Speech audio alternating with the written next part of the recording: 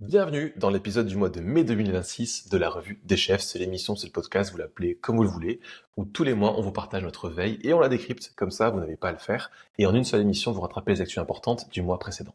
Alors bien évidemment, on fait notre sélection, on n'a pas vocation à tout citer, mais franchement on garde le plus important, ce qui va surtout vous impacter en tant que freelance ou d'agence, pour mieux travailler demain et anticiper le futur. Moi, c'est Nicolas, je suis fondateur de WP Chef et on forme les webmasters freelance à vivre confortablement de leur activité en no-code avec du très bon web design, du référencement naturel pour Google, mais aussi pour les LLM, et on va en parler en plus dans cette émission. Et tout ça avec une posture de consultant pour devenir un partenaire stratégique, pas juste un exécutant technique.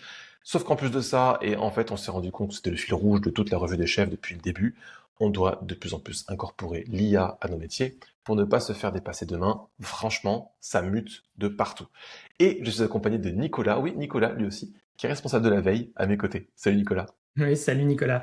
Alors moi je suis consultant indépendant depuis 2011 et depuis le début mon objectif c'est de développer l'activité de mes clients avec le plus d'efficacité possible. Donc on va beaucoup en parler de ça, on va beaucoup parler d'efficacité aujourd'hui et voilà, donc c'est comme ça que je suis arrivé naturellement à faire des sites WordPress no code et puis bah, ça continue d'évoluer.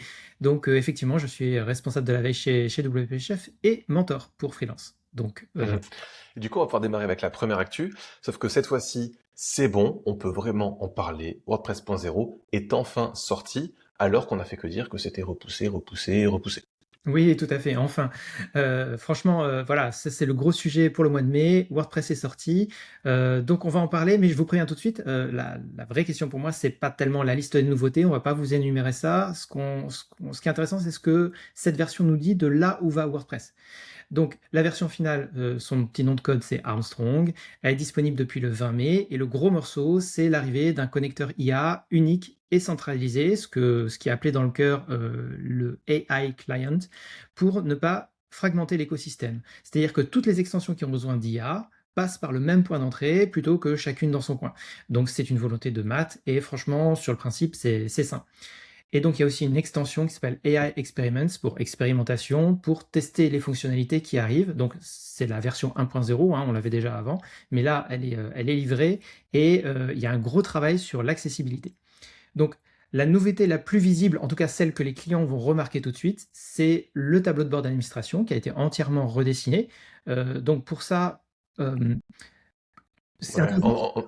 entièrement redessiné. Bon, ils ont changé les couleurs surtout, c'est un petit peu plus vif, Oui, et c'est plus rapide, par contre. C'est ça que peut-être qu'on ressent plus, non? c'est une impression de rapidité en tout cas. Oui. Hein, voilà, ça, on en a parlé plusieurs fois, c'est une impression de rapidité, et, mais en tout cas ça va vraiment sauter aux yeux, c'est ça que je veux dire de tous les utilisateurs, surtout ce bleu ultra vif qui est perturbant, on va dire. Oui. Voilà, donc ça c'est concret, c'est immédiat. Et voilà. Mais plus que les nouveautés elles-mêmes, il y a un signal qui compte, c'est que donc le 8 mai, oui, ça, le 8 mai, Matt a retiré la collaboration en temps réel de la 7.0. Donc, sachant que c'est la raison pour laquelle il y avait eu le dernier report, hein. Donc, vous savez, c'est l'édition à plusieurs, en direct, comme dans Google Docs. C'est-à-dire qu'on voit le curseur des autres bouger pendant qu'on écrit. Et donc, Matt a justifié ça en disant qu'il n'était pas confiant dans l'approche actuelle. Ça, c'est tout à fait compréhensible. Il y avait un gros report parce qu'il y a un souci technique d'intégration. Et donc là, bah, c'est toujours pas prêt en fait. Et plutôt que de repousser encore, on sort. Voilà. Donc, c'est pas enterré, hein, je pense que c'est juste repoussé, ça a même été confirmé pour la 7.1 depuis, mais bon, ça pose une question quand même. Le cœur de WordPress annonce une grosse fonctionnalité, puis il recule, il recadre, donc on peut se demander est-ce que c'est un simple effet d'annonce ou est-ce que c'est un vrai tournant dans la matière dont le projet livre ses promesses. Voilà, donc moi j'ai ma petite idée là-dessus. Nicolas, tu veux nous donner ton point de vue? Bah, en fait, cette collaboration en temps réel, ils en parlent depuis des années. C'était les différentes phases du projet Gutenberg et tout ça. Et donc, ils y tiennent parce qu'ils sont attachés à cette vision-là. Euh, Ce qu'il faut voir aussi, c'est que cette édition a plusieurs utilisateurs en mode Google Doc. C'est la version de base, mais c'est surtout, pour demain, la façon de communiquer avec les IA aussi. Et ça, ça veut dire aussi que, quelque part, avec WordPress 7.0, est-ce que le 7.0 est symbolique ou pas, ou est-ce que c'est qu'une mise à jour mineure parmi d'autres? Ils voulaient marquer le coup un petit peu, ils ont pas réussi, il y avait une forme de symbolisme. Mais déjà se dire que WordPress 7.0, c'est enfin, c'est bon, il y a une belle intégration de l'IA, ben, c'est pas une révolution, ça fait pas de WordPress 7.0 une version si grande que ça, mais je pense, c'est plus rapide, c'est plus joli, ça a un feeling un petit peu différent. Ok, c'est cool, mais c'est surtout qu'il fallait survivre. En fait, il y a le monde qui évolue et quelque part, ben, WordPress n'est pas mort, mais les parts de marché baissent. Il faut muter, il faut s'adapter relativement vite. Et donc là, ben, c'est cool, pouvoir brancher son IA préféré dans WordPress. C'est ce qu'il faut pour pouvoir continuer à avancer et pour ne pas perdre toutes les parts de marché, enfin, de voir les parts de marché dégringoler surtout, parce que peut-être que ça peut ressembler à ça. Ouais, exactement, c'est ce que j'allais dire. La collaboration la plus importante, finalement, c'est peut-être celle avec l'IA, parce que la concurrence aujourd'hui, c'est pas un autre CMS, c'est plutôt des sites sans CMS, en fait. Voilà. Bon, je pense qu'on va en reparler plus tard dans un autre segment. Oui. Voilà. Donc, la question, pour en rester pour en revenir à WordPress 7, 7.0, est-ce qu'on migre déjà? Bon, en général, ma réponse, c'est on attend la première version de maintenance, la 7.01 par exemple, avant de basculer. Mais bon, soyons clairs, si vous avez déjà fait la migration, c'est pas bien grave, parce qu'il n'y a pas grand-chose de bouleversant dans cette version, qu'elle est sortie depuis 3 semaines maintenant. Et donc pour un site vitrine, si vous faites un petit test et bon, vous faites la mise à jour, il n'y a pas de souci. Mais pour un site un peu plus complexe, moi j'attendrai quand même la 7.01. Nicolas, est-ce que tu es d'accord avec ce découpage ou est-ce que tu serais encore plus prudent? Oui, je suis d'accord, mais c'est vrai que, il y a eu plein de mises à jour qui sont passées sans encombre. On l'a vu, nous, dans la brigade des chefs. Euh, il n'y a pas de grandes nouveautés. Par contre, c'est vrai que sur le site, il y a un fort enjeu, où il y a un fort trafic.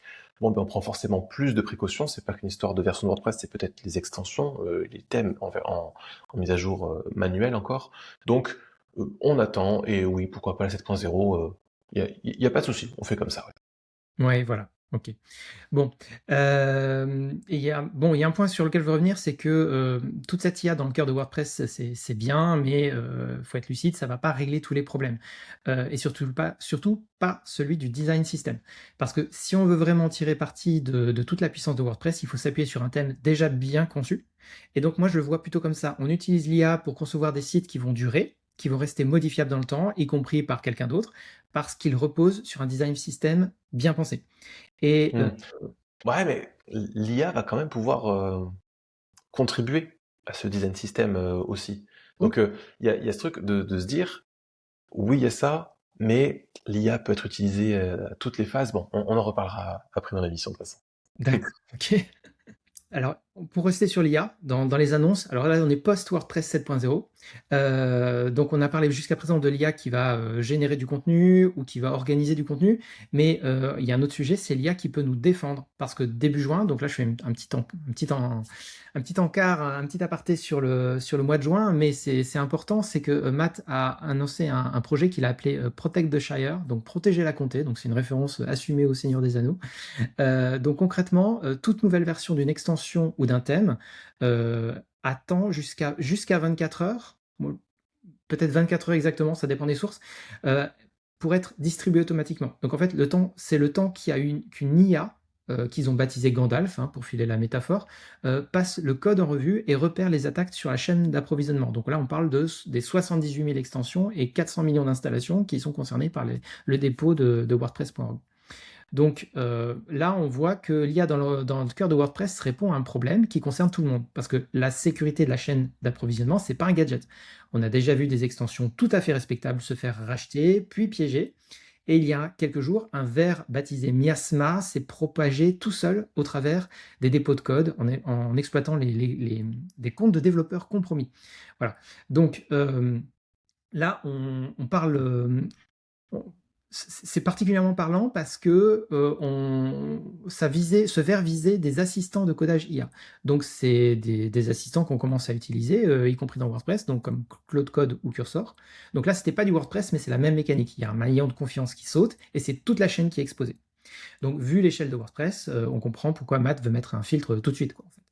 Et donc le seul point à garder en tête pour nous, c'est que la disponibilité de la mise à jour tout de suite, elle n'est pas forcément immédiate. Et donc moi, ça me pose quand même un problème du point de vue de la sécurité parce que 24 heures, c'est long. Si on a une faille 0D qui est détectée, moi, ça fait longtemps que je voudrais un canal sécurité pour faire des mises à jour très rapides qui soient indépendantes des mises à jour de fonctionnalités. Et bien, bon, bah, apparemment, ils ne sont pas partis sur cette direction-là, donc c'est un peu dommage. Après 24 Ah, heures, bah ah, oui, tu Je le vois comme ça. Alors que moi, j'ai l'intuition que le message qui est porté, c'est qu'en gros, à partir d'une certaine date, avant la mise en place de ce projet, c'est comme si tout était déjà sécurisé, entre guillemets, qu'il y avait zéro faille.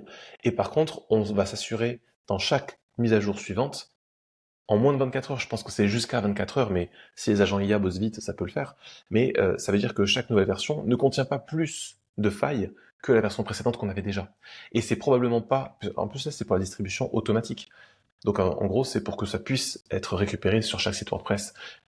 Ah, moi, je vois pas comme ça. Je voyais pour quelque chose de beaucoup plus sain, où justement on peut se dire, ben, maintenant, si je laisse les mises à jour en automatique, je sais qu'il y a quelqu'un qui a déjà regardé le code et qui m'assure quasiment qu'il n'y a pas de nouvelles failles qui ont été introduites. C'est On- ça que on- je voyais, tu vois. oui, oui, mais on va voir comment c'est appliqué réellement. Moi, c'est ce 24 heures qui me plaît pas et je pense que enfin, j'espère que c'était une précaution oratoire, si tu veux, et que s'il y a un truc qui est vraiment flagué, hyper urgent, euh, avec un haut niveau de sévérité, et ils vont relâcher les vannes beaucoup plus rapidement.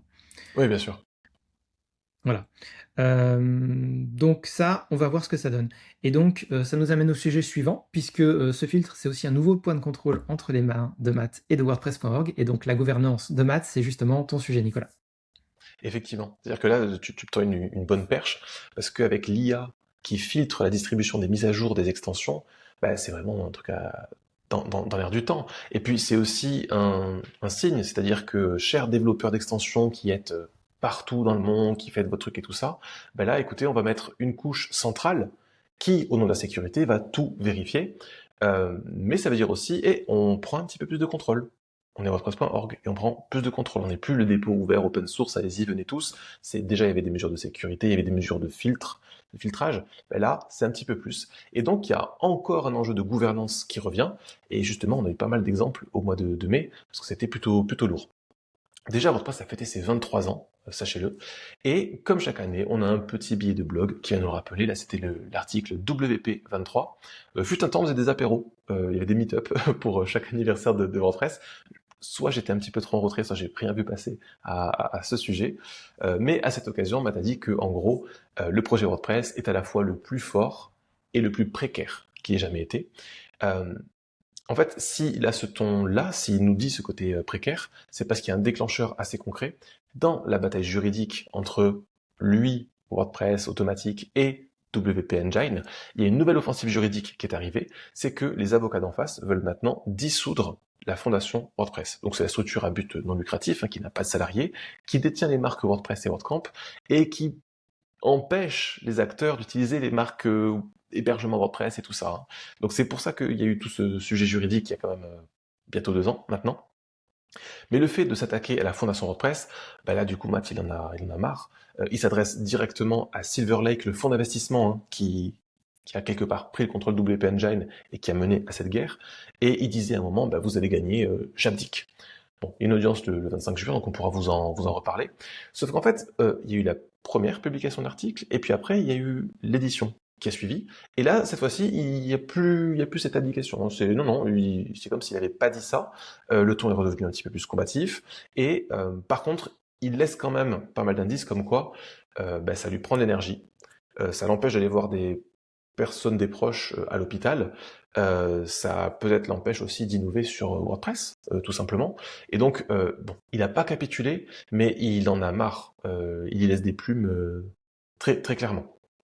Mais le sujet de fond qui est également là-dedans, on a un super autre exemple qui se produit sous nos yeux, c'est tout simplement le pouvoir des fonds d'investissement de private equity qui viennent dans les écosystèmes open source. Et en fait, à chaque fois, ils ont le même mode opératoire, c'est-à-dire qu'en fait, ils viennent racheter une extension ou peut-être une marque qui a plusieurs extensions. Les fondateurs sont menés vers la sortie et bah, du coup, on s'endette un petit peu et on fait des innovations. En tout cas, on essaie d'extraire surtout de la trésorerie. Et en fait, cette consolidation, elle risque de s'accélérer sous la pression de l'IA avec plein de petits éditeurs d'extensions qui vont avoir de plus en plus de mal à survivre. Et là, bah, des fonds vont venir, vont prendre le contrôle, vont essayer d'extraire le plus de valeur possible, chercher un multiple. Et nous, c'est assez intéressant parce qu'en fait, au mois de mai, on a eu un très bon exemple aussi. En fait, il y a la marque Liquid Web qui avait racheté pas mal d'extensions de la marque Stellar WP, on avait du Cadence, du LearnDash, du Events Calendar, GiveWP, SolidWP. Et en fait, la marque Stellar WP a disparu. Ça fait disparaître quelques repères intéressants. Moi, la marque Solid, je trouvais ça cool. Solid Security, Solid Mail, il y avait un truc, Solid Backups, c'était bien. Et justement, vous l'avez peut-être vu passer, Solid Security est devenu Cadence Security. Et alors déjà, ça nous tombe dessus comme ça, mise à jour. Ah là là, maintenant c'est Cadence Security. Pourquoi? Il y a un petit manque de communication. Mais en fait, il y a toute une consolidation autour des produits parce qu'il y avait une marque parapluie, il y avait trop de choses. Sauf qu'en fait, la migration n'a pas forcément été réussie. Il y a eu des problèmes de licence qui sont cassés, notamment pour les clients à vie qui n'ont plus la licence à vie qu'ils pensaient avoir parce que changement de marque et vas-y, je t'embrouille, c'est parti. Donc en fait, ça n'a pas du tout plu, et c'est normal, parce que d'habitude on prévient suffisamment en amont, on marche sur des œufs, mais du coup ça veut dire aussi qu'il y a pas mal de gens qui en ont marre et qui désinstallent l'extension, qui cherchent en fait à changer de solution, parce que finalement ils ont été déçus, c'est comme si on avait trahi leur confiance.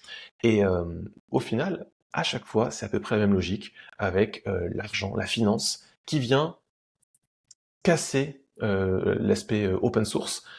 Et parfois, ok, ça change de nom, ça change de main, des choses comme ça, mais il y a quand même une continuité. Et là, on l'a un petit peu moins senti. Et donc ça, c'est pour ça aussi qu'il y a peut-être ce repli, cette centralisation du côté de Matt Mullenweg, qui essaie de refaire plus de choses, de plus centraliser, de plus chapeauter. Donc il y a le fait de mettre à jour le site WordPress.org, de protéger la comté avec Gandalf, de modifier le programme de contribution Five for the Future. Et en fait, on vous sent quelque part un patron qui reprend les choses en main, alors même que ça lui était reproché de prendre trop de place. Et ouais, mais bon, c'est là où c'est gênant. Et d'autant plus qu'on le sent, en fait, le projet open source, donc WordPress.org, il patine un petit peu. Et à côté de ça, on peut voir que WordPress.com innove. Franchement, dans les dernières semaines, on a vu un assistant IA intégré directement dans l'éditeur. Et en fait, toutes les formules payantes de WordPress.com y ont accès. Il y a un constructeur de site par IA qui génère un site complet à partir de la voix. Alors, c'est pas les premiers à le faire, mais WordPress.com nous montre, hey, on sait le faire, nous, on l'a déjà. Il y a Studio Code, un agent de développement qui est bâti sur Cloud Code, qui construit les blocs, les thèmes, les extensions en local, et qui valide tout avant de l'insérer. En fait, il y a même un serveur MCP pour que Claude ChatGPT au curseur puisse aller modifier le contenu du site WordPress.com. En fait, c'est là où c'est triste à dire, mais quand il y a un modèle économique, notamment WordPress.com, ça avance vite.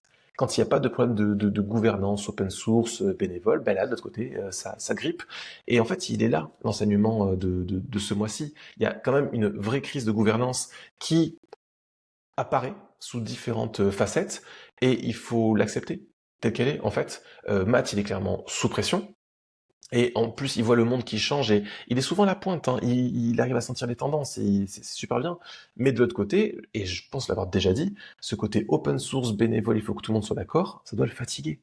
Et d'autant plus là, toutes les choses vont ultra vite, les IA, les agents IA, tout va tellement vite qu'en fait, lui, il aimerait que ça bouge un petit peu plus. Et en même temps, il peut pas parce qu'il est en procès et que ça lui prend beaucoup d'énergie. Et en plus, on sent qu'il y a une oscillation de son côté. Il sort un article très émotionnel, WP23 pour les 23 ans.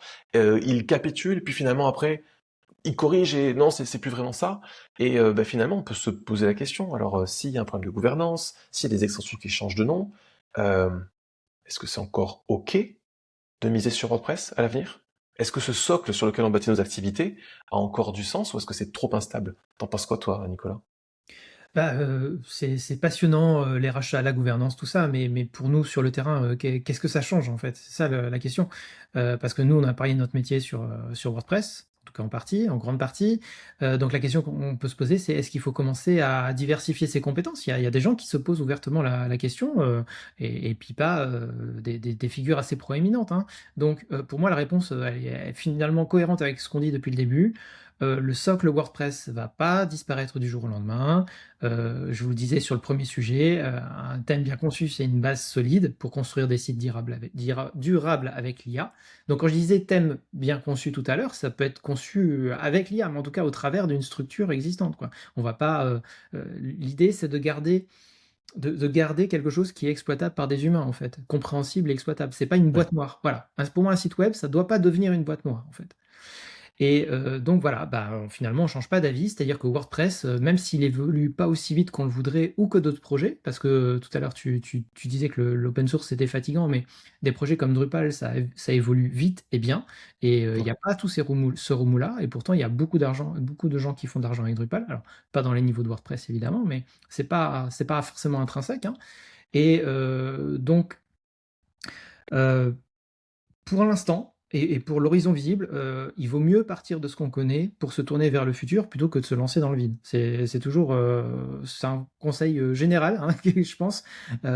Quand on se dit, quand on dit, on peut se lancer dans de nouveaux projets où il y a des briques qu'on connaît pas, mais il faut quand même qu'on ait 80 ou 90% de connus derrière, sinon, sinon on peut se casser les dents assez vite. Donc, les compétences purement techniques sur WordPress, est-ce que ça va suffire à garder un portfolio de clients suffisant pour alimenter une activité? Peut-être pas. Mais peut-être, c'est pas pour autant qu'il faut jeter WordPress. Donc, peut-être que le temps qu'on gagne grâce à l'IA va nous permettre de nous former à des compétences complémentaires, comme je sais pas, le conseil, le SEO, l'IA, la relation client, etc. Donc, voilà. Mais c'est c'est pas pour autant qu'il faut abandonner WordPress. Donc c'est pas, pour moi, c'est pas un mauvais signal, c'est un signal de remise en question, d'ouverture d'esprit plutôt que de remise en Oui. question, on va dire. Mais voilà, il faut prendre les signaux et puis s'adapter, quoi, en fait. D'autant plus que nous, les signaux, on arrive à les capter. On peut surveiller qui rachète quoi, quelles extensions proposées si en version gratuite payante et ne le font plus. Il peut y avoir des hausses de prix, des changements de règles dans les licences. Pour nous, la vraie leçon, c'est pas d'ailleurs juste de faire que ça, hein. C'est que même nous, on doit apprendre à nous adapter. Il faut qu'on puisse se dire, je ne dois pas tomber amoureux de mon outil. D'ailleurs, quelque chose de ultra fort, c'est-à-dire que si quelqu'un dit aujourd'hui, ah non, non, moi je fais des sites qu'avec Elementor, hein. Les autres builders, j'y touche vraiment pas. Ben, l'IA n'en a rien à faire. L'IA va dire, tel ou tel, ouais, bien sûr, je sais faire, bien évidemment. En tout cas, peut-être pas aujourd'hui, mais dans pas longtemps. Et donc, cette préférence personnelle, euh, limite émotionnelle, elle va pas avoir beaucoup de sens dans le monde de demain. Donc, rester agnostique, pouvoir utiliser l'un ou l'autre des outils, ou avoir son IA qui utilise l'un ou l'autre, ne pas s'enfermer dans une seule solution et être capable de changer de solution si le vent tourne, mais en fait, c'est une super protection. Il faut pouvoir pivoter demain, il faut pouvoir se dire, alors sans suivre chaque changement de vent, hein. Nous on le voit aussi du côté de l'IA, c'est oh là là, le dernier modèle de ChatGPT, il est trop bien, bon ben je supprime mon abonnement Claude, je vais ChatGPT. Ah mais finalement Claude a ressorti ça, ah ben je ferme mon abonnement de ChatGPT et je retourne chez Claude. Donc non, c'est pas c'est pas forcément ça. Par contre, avec les IA et les agents IA qui prennent de plus en plus de place, il faut pouvoir s'adapter, pivoter, et justement, on continue d'en parler. Oui, voilà. Le troisième sujet, c'est un peu toujours la même chose, mais voilà, on développe un peu cette fois-ci sur justement les agents qui vont faire des sites tout seuls. C'est un peu, voilà. Je sais pas si vous avez vu la même chose que moi, mais pour moi, c'était impossible d'ouvrir une newsletter WordPress ou une chaîne YouTube sans tomber sur un agent IA qui construit un site tout seul. Donc, euh, maintenant, il faut se demander qu'est-ce qui tient la route là-dedans aujourd'hui et qu'est-ce qui est encore du vent. Voilà. Parce que il y a voilà, le déferlement est réel.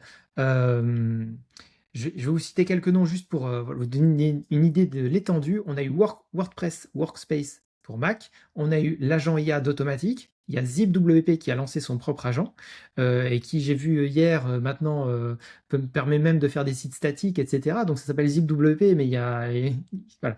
Il y a plus de Euh, WP. J'ai vu voilà, passer aussi, oui, oui. il n'y a plus de WP. Il y a Hero qui est l'agent de GoDaddy. GoDaddy, alors c'est un peu discret dans l'écosystème, mais c'est quand même un énorme hébergeur et ils ont investi beaucoup d'argent dans ce projet-là. Donc, c'est pas un nouveau, voilà, il passe en disponibilité générale. Il y a Uncanny Agent, il y a Novamira et Novamira Pro, et sans oublier Studio Code dont Nicolas parlait tout à l'heure. Donc, le vrai déclencheur de cette vague, c'est en fait que les agents IA généralistes Oui. sont devenus assez solides pour qu'on bâtisse des produits dessus.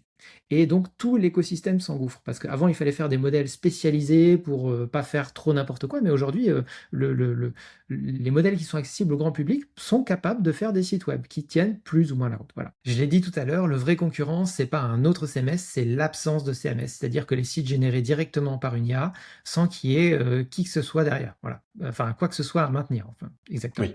Voilà. Donc, la question, c'est plus est-ce que je sais cliquer dans un page builder?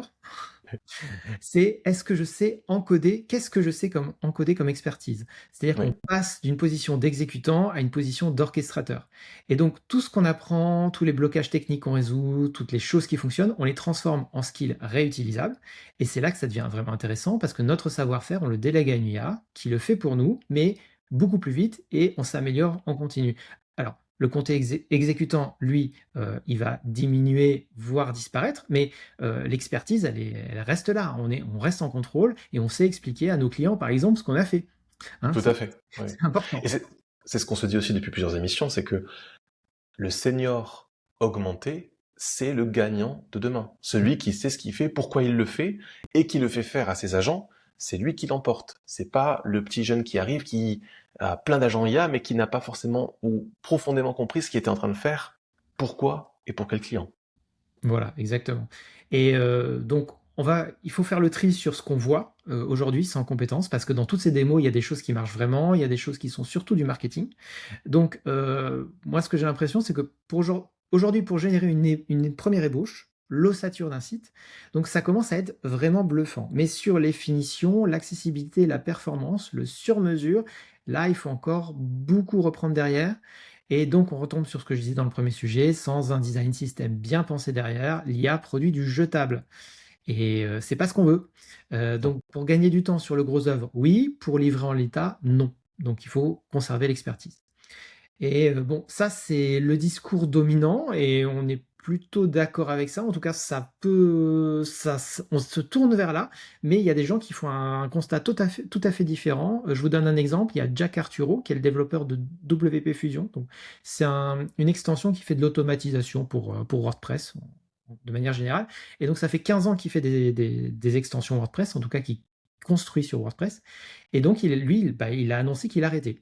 C'est-à-dire que sur ces 6 derniers mois, il a lancé 40 nouveaux projets open source et il y en a 0 qui sont sur WordPress. Et donc sa raison pour lui, la raison qu'il annonce, c'est pas une raison technique.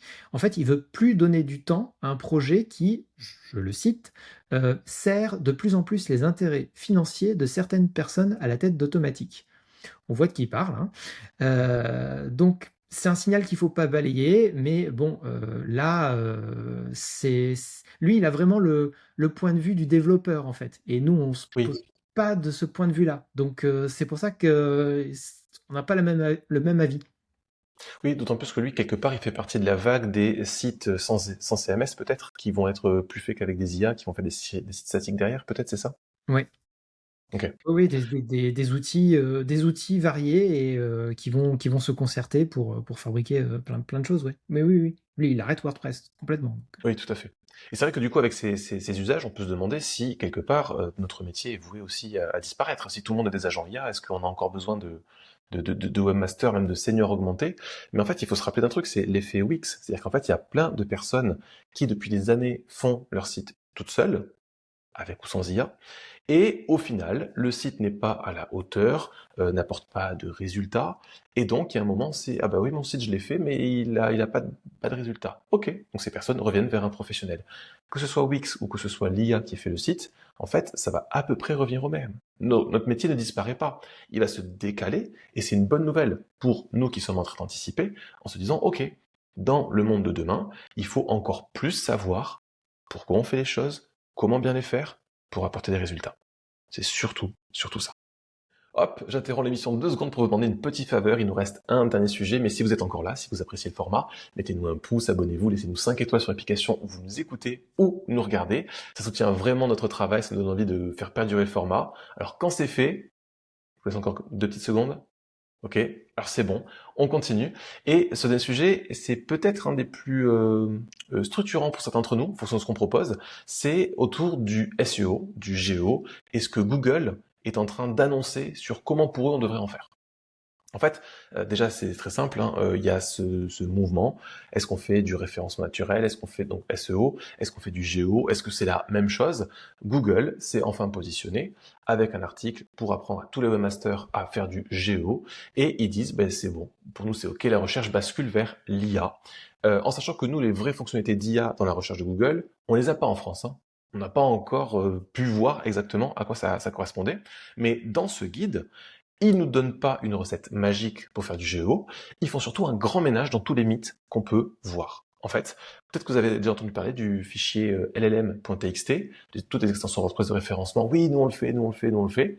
Donc c'est un petit fichier qui est là pour parler aux IA. Google dit en fait, vous savez quoi, ça sert à rien. Nos systèmes ne le lisent pas. Et c'est pas que Google qui le dit. Il y a Daniel Rock, qu'on connaît très bien dans l'écosystème WordPress de l'agence SEO Mix, qui a fait un test, pour de vrai, sur 60 jours, avec 6 sites et plus de 30 000 passages de robots d'IA. Mais en fait, il n'y en a pas un qui allait lire le fichier llm.txt. Ils sont tous allés voir le contenu, le vrai. Ce qui fait que sa conclusion, elle est cash, mais je crois qu'on le dit depuis plusieurs émissions. Non seulement ça sert à rien, ces fichiers llm.txt, mais en plus, quelque part, les seules personnes qui vont vouloir les lire, c'est peut-être nos concurrents qui vont vouloir étudier comment nous on a fait. Bon, ça sert à rien. Pareil, il serait question, quand on fait du GEO, d'avoir beaucoup plus de balisage chez moi.org. Il faudra mettre tout le temps, limite en toutes circonstances. C'est pas trop ça. Il faudrait réécrire le contenu pour les robots, faire un petit peu plus du chunking, ne plus vraiment écrire de façon naturelle, mais faire un découpage plus artificiel. Pareil, il faudrait plus avoir des backlinks, mais des citations, des mentions. Et en fait, Google nous dit, en fait, non, optimiser un site pour la recherche par IA, c'est toujours du SEO. Les bonnes pratiques de fond ne changent pas. Il va falloir du vrai bon contenu. C'est ça qui est le plus important. Alors du coup, on pourrait se dire, ok, super, Google a dit sa messe, c'est bon, y a rien de nouveau, on peut rentrer chez nous, faire du SEO classique. Ouais, mais en fait, Google parle pour Google. Parce que ça, c'est vraiment, c'était cadré, c'est comment est-ce qu'on fait pour apparaître dans la recherche IA de Google. Mais si on veut apparaître dans ChatGPT, dans Claude, dans Perplexity, dans Mistral, eux, ils n'ont pas forcément les mêmes règles ou les mêmes algorithmes. Et c'est pour ça que dans ces moments-là, c'est super cool qu'il y ait des concours. Il y a un concours Géo français, qui s'appelait GreenRed, qui, en fait, a proposé à ses participants de, donc pas ranker comme d'habitude sur un concours SEO, mais d'être cités sur un mot complètement inventé, Vultifrine, et ce qui fait qu'en fait on a un terrain parfaitement neutre, le mot n'existe pas, personne n'a jamais rien fait à ce sujet, et par contre chaque participant essaie de faire des dispositifs et des sites internet pour se faire citer, et comme ça on apprend plein de choses à ce sujet. Bon, le gagnant a décroché 139 mentions à travers différentes IA, tout ça en partant de zéro, c'est cool, mais c'est pas tant le vainqueur qui nous intéresse, c'est tous les apprentissages. Déjà la première découverte, c'est qu'en fait chaque IA a son caractère. Perplexity veut chercher du frais sur le web. Donc vous savez ce mythe comme quoi il faut avoir des sites frais, mettre tout le temps à jour et tout ça. Bon, à première vue, Perplexity aime bien ça. ChatGPT, lui, c'est plutôt ce qui est bien indexé. Gemini, lui, c'est plutôt pour rester collé à l'univers de Google. Donc on est aussi sur indexation par Google égale, oui, ça remonte en Gemini. Claude, lui, par contre, c'est la cohérence factuelle qui lui importe beaucoup plus. Mistral, lui, c'est le contenu bien structuré et les FAQ. Donc en fait, quand on dit oui, je veux faire du Géo pour ranker sur une IA, déjà c'est pas bon au singulier, il faut vraiment se dire je fais du SEO, du GEO pour ranker sur plusieurs IA. Et encore, c'est pas facile de mesurer, on va y venir. La découverte quand même la plus actionnable, c'est peut-être celle qu'il faudrait le plus retenir, c'est que en SEO, on a eu tendance, surtout sur des approches assez éditoriales, de faire une longue introduction, mettre le contexte, tourner autour du pot, et quelque part la vraie réponse à l'intention de recherche, elle se trouve quelque part au milieu de l'article. Pour une IA, en fait, il faut pas faire ça. Il faut vraiment se dire que l'IA est flemmarde, plus qu'une humain par moment. Elle va prendre que 30% du contenu, il me semble qu'on avait vu des études à ce sujet. Et donc en fait, elle va venir prélever des morceaux de pages. Elle veut une réponse. Elle veut beaucoup plus rapidement la réponse à l'intention de recherche pour pouvoir la citer. Et donc en fait, si nous, la vraie réponse, elle est noyée après 3 paragraphes de blabla, soit l'IA passe à côté, soit en fait, elle n'arrive pas à l'interpréter, elle va le citer de travers.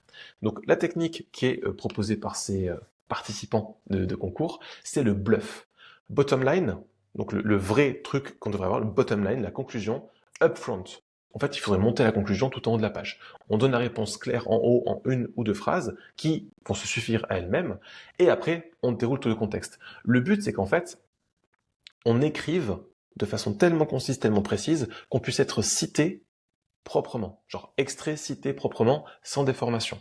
Et c'est plutôt pas mal de se dire que finalement, il y a quand même quelque chose de très actionnable que l'on peut faire dès maintenant, en se disant, ok, dès en dessous du H1, est-ce que je mets pas déjà les infos les plus importantes? Est-ce que c'est au début de l'intro ou avant l'intro? C'est un petit peu le TLDR, ces encarts où en fait on a déjà le résumé avant même que l'article n'ait commencé. Selon certains médias, il est plus ou moins exhaustif, certains pas du tout, il faut vraiment qu'on continue à lire la suite, mais ça pourrait avoir beaucoup plus de sens dans un monde où on veut être cité par les IA. Du coup, c'est plutôt cool, on commence à avoir un petit mode d'emploi. Donc, entre ce qu'on apprend dans les concours et ce que nous dit Google, donc déjà, on arrête les gadgets, hein, pas besoin de LLM-TXT, de rajouter du balisage schéma.org partout. Les fondations SEO, elles sont vraiment toujours là. On veut du vrai bon contenu qui va respecter le EEAT, avec de l'expertise, de l'expérience réelle, de l'autorité, de la confiance. Ça, c'est OK. C'est du vrai contenu qui fait pas du contenu moyen généré par IA. Par contre, il faut aussi se dire, tiens, j'écris pour être repris. Et donc déjà en mettant la réponse au tout début et après le contexte, on va maximiser les chances d'être cité proprement sans être déformé. Par contre, il y a aussi autre chose qu'on voit, c'est que les backlinks perdent leur règne. En fait, mais je pense que c'est plus une accélération qu'autre chose. Ça fait quand même des années que Google se dit, oh, j'en ai marre que tout le monde triche, achète des backlinks pour ranker le plus haut possible et tout ça.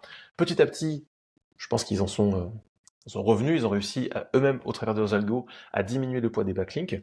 Avec le GEO, ce sont les citations qui sont intéressantes et les mentions. Et c'est même encore plus fort que ça, parce que quelque part, dorénavant, il y a une étude beaucoup plus globale de l'entité. Par exemple, nous, WP Chef, une entité, et le fait qu'il y ait un site bien fait, avec un profil LinkedIn, mais aussi une chaîne YouTube, en fait, une vraie présence omnicanale, et pas juste le site avec des backlinks, ça va être un signal super fort, parce que finalement, on veut pouvoir faire confiance, et ça passe par une vraie présence. Donc ça veut dire aussi que acheter des backlinks et faire tout ça, c'est peut-être pas la meilleure des solutions ou ce qu'on peut recommander à nos clients. Par contre, les inciter à aller sur une logique de communication beaucoup plus globale et 360 degrés, ça, oui.